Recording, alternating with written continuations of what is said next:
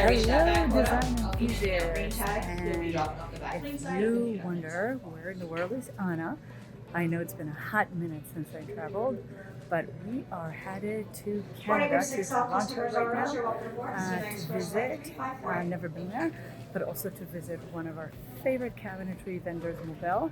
So make sure to stay tuned and see updates. We're going to meet all our customer service rep, do the factory tour, see all the secrets behind how they make these fabulous cabinetry. So stay tuned and follow along.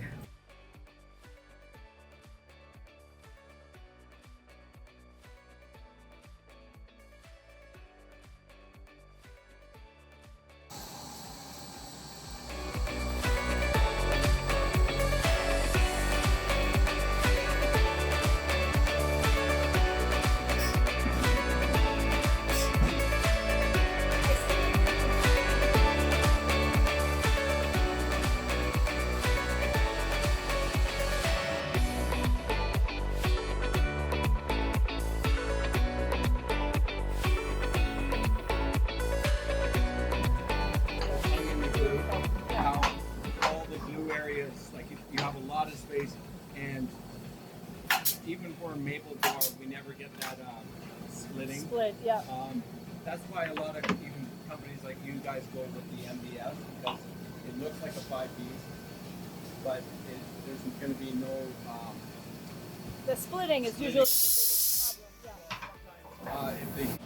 It's just to show you guys that it's really not just about the machinery. There is a lot of super fancy machinery that goes in, which helps the cabinet builders, but there's also a lot of hands-on, and all the doors are really, literally by hand. Right, this wonderful guy, and right now he's putting a door together, making sure that everything is absolutely perfect. And all the doors and the drawers and the boxes are all made out of scratch in-house. So everything is absolutely custom and precise for our specification. It's beautiful. This machine makes the dowels, or put the dowels in, yeah. So once everything is assembled, they're going to glue it all together, so there's absolutely no movement in the cabinetry.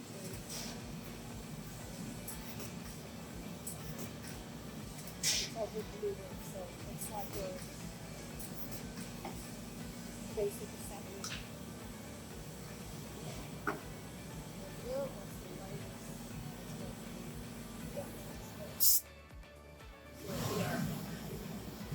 So then there's not. What can happen to if this was doing this manually? You would have to put the glue in there, tap it in. Right. But what happens with that? Yeah. It's made of wood, and the all green part is a gum. Yeah. Oh, okay. It just fixing. Oh, okay. So so it's already like built in, the glue kind of built into it. Water over there. Huh? Then it comes out on that side. Then break it, put more water in it, then Nice.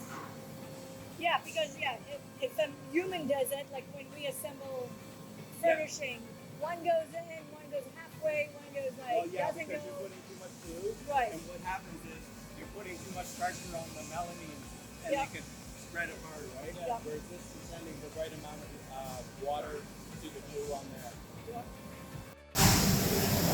Again, a lot of hand holding of the cabinetry. They're not just machinery made. It is sending after, I guess, the first layer of paint.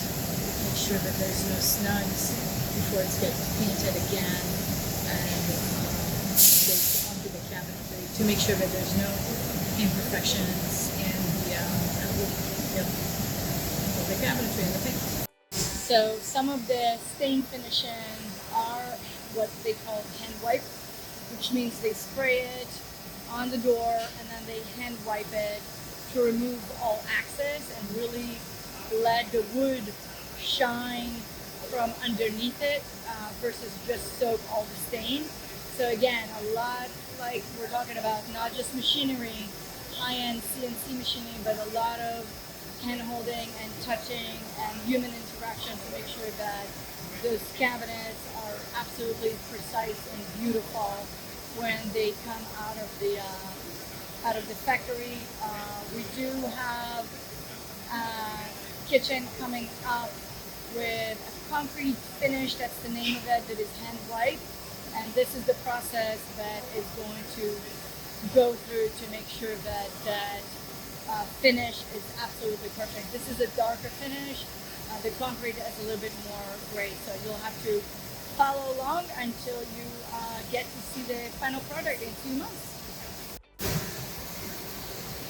So that's where it starts. We're just gonna spray it, but instead of, again, letting it just soak and really sometimes not even actually he's doing a really good job for keeping it quite even, but it's just taking all the excess, and again, it's just really gives the wood